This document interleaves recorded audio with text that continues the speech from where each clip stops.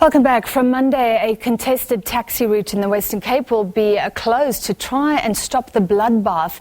83 people have been killed in taxi-related murders. The closure of the B69 route, the Mbekweni, Paarl and Belville route, was announced by the Transport MEC Daylin Mitchell today. The route has been at the heart of a dispute between Cata and Codeta taxi associations. How can this all be brought to an end? To discuss, we're joined by Nareen Abduraman, who is the Western Cape spokesperson for the SA National Taxi Council, SANTACO. Ms. Abduraman, thank you for being with us. Firstly, is there any association between SANTACO and these two taxi associations? Good evening, everybody. At the moment, there's been no agreement reached. We've been trying with the Ministry of Transport and SANTACO to intervene in between our two groups, such as Cata and Codeta. But suffice to say, we have not reached a middle ground. Yeah, but Cata and Codeta are members of SANTACO. They are your members. Cata and Codeta is our members, yes. But in terms of our constitution, we have engaged both parties to speak to them about the senseless killings and the ongoing violence. But we've discovered that there is some regulatory issues that needs to be addressed. Okay, can you explain that? And I guess maybe just a simple explanation. How are routes determined? Who decides that this taxi association and not this one can travel on a certain route? Look, obviously the municipality's responsibility is to make sure that they have data on those routes. In view of demand and supply, obviously they grant the permits as to the need of those routes. So the actual powers lies with the municipalities to make sure that those routes are being catered for. Okay, so are you saying the municipality, in this case, gave Cata and Codeta the legal rights to operate on this route? That is correct, yeah. Both of them have claims that they have operating rights on and legal permits for those routes. However, there is an issue with the one route running from Mbekweni to town and also to Belville. And this has been coming on for quite some time.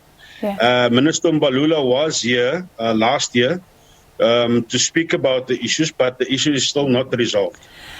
Okay, but please try and break the issue down for us. I still don't understand. So is the issue that they've both got rights and they don't want to share, or is it something else? Look, they both have rights on those routes, but obviously there was some issues that had to be addressed. And we could not meet a middle ground between the two parties because there was one proposal. In fact, there were two options, and the options were not supported by the one group. And then we deadlocked again. We've been busy with them for the past weeks, every day, every night, till 1 o'clock in the morning, trying to find a solution.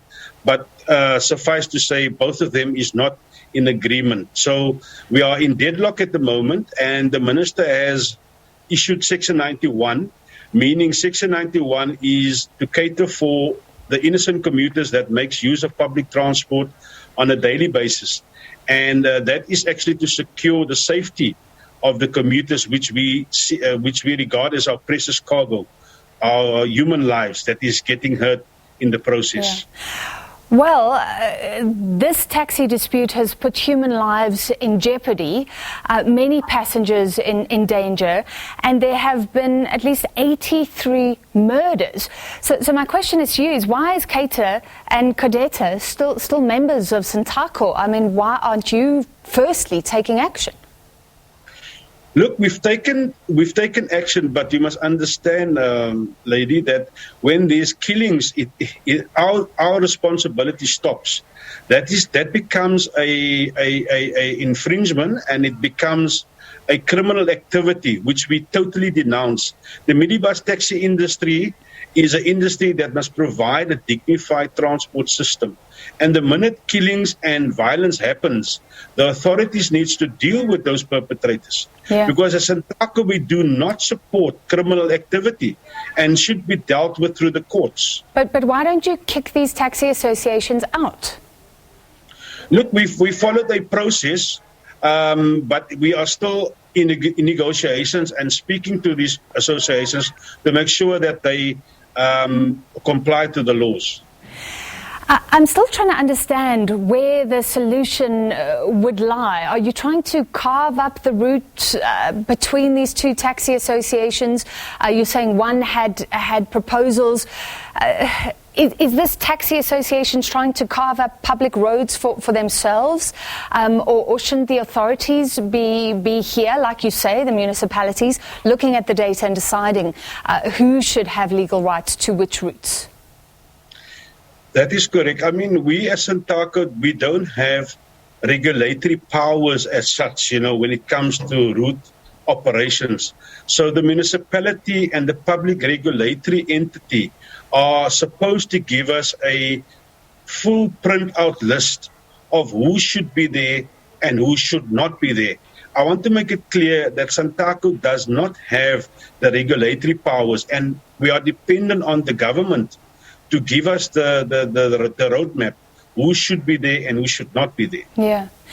And in the meantime, are you not admonishing your own members in any way, taking them to task? I mean, this is so disappointing. When the looting happened, taxi bosses, members of the industry said, no, we don't want this to happen and we won't support it in any way. People were hoping the industry could be part of the solution. But here it is again being blamed for huge bloodshed, and passengers have very little options. They need taxis. Some would say that's because the taxis themselves have been adverse to any form of competition and have often met government trying to enhance public transport with violence. Yeah, most definitely. I think the criminal activity is concerned, we are actually binded by Act 5 of 2009. There are certain conditions that the operator that is being issued with that legitimate license that he must adhere to. So it's up to the department and the regulatory entity to make sure that they deal with those infringements or violations from the minibus taxi operator. We as SANTACO, we are dealing with our members via a system. And that is still need to be discussed. What is that system? It's called a disciplinary system. So obviously that will follow. So 83 deaths. Has anybody been disciplined? Has anybody been, censured in any way? Yeah, there is a process, but when it comes to, you must understand that we don't have arrest powers. We are not South African Police Services. We are not also the Metro Police.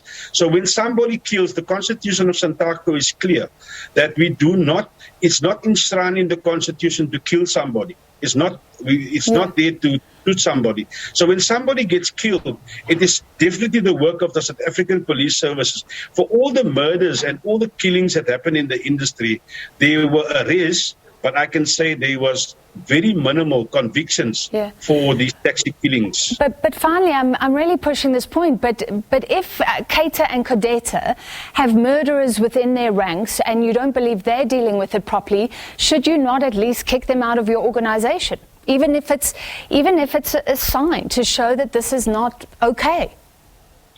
Look, it's very difficult to say it's the organization, but we cannot just pinpoint. It's always a case something that is sub judice. We don't. It's coming from the one group. We don't know who it is, and it's very difficult to punish a ghost if we don't know the name of this person. It's always that is up to investigation from SAP. And you don't think the taxi associations perhaps know and are protecting the perpetrators?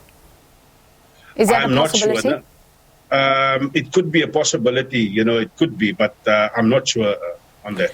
All right, Nareen Abduraman from the SA National Taxi Council.